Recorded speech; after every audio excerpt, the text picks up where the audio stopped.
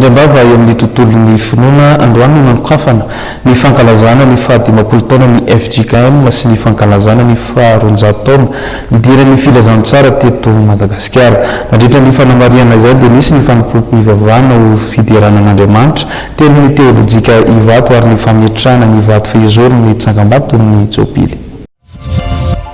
Azo fototra vaovao ny fiangonan'i Jesosy Kristy eto Madagasikara ka any amin'ny teolojika Ivato no anaovana izany izay toeram-panomanana mpitandrina sy trano mpianatra sy mpampianatra. Ny hanampiana ny isan'ireo mpitandrina mivoaka ny tanjony ka mba ahafahana mamoaka mpitandrina 100 isan-taona. Hatreto mbola mpitandrina 50 sy 200 no mandrakotra ny fiangonana mahery ny 4 manerana ny nosy. Mitentina $7.5 no teti-bola namboarana izany raha fanazavana nentin'ny filoha komite nasionaly.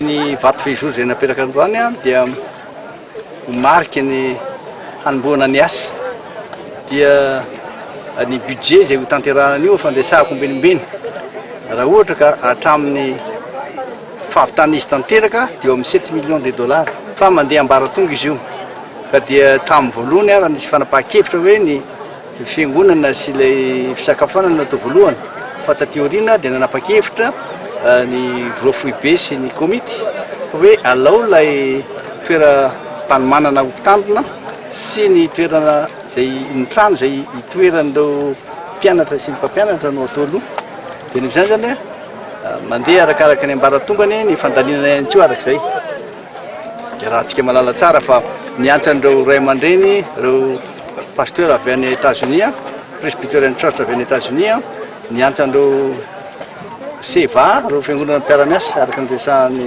président FJKM teo. Izany akory tsy milaza hoe miankina amin'ny daholo rehetra fa isika ny tena tompona andraikitra.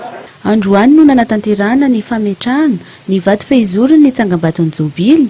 Jobily izay manamarika ny 50 taona ny FJKM ary ny fanamariana ny 400 taona ny idiran'ny filazantsara teto Madagasikara. Nandritra ny toroteny notarian'ny Rabeatonina James dia nisongadina ny mahavava olombelon'ny zavatra nataon'Andriamanitra rehetra ny FJKM izay nitsoahana tao amin'ny asan'ny apôstôly 770. Nanamafy ihany koa ny filohan'ny FJKM Irako Andriamasoami fa tokony hivelatra amin'ireo fiangonana miisa 770 sy 300 ny FJKM. Aharitra 12 volana ny asa, fandrenana ary antenaina ho vita amin'ny volana Aogositra 2012.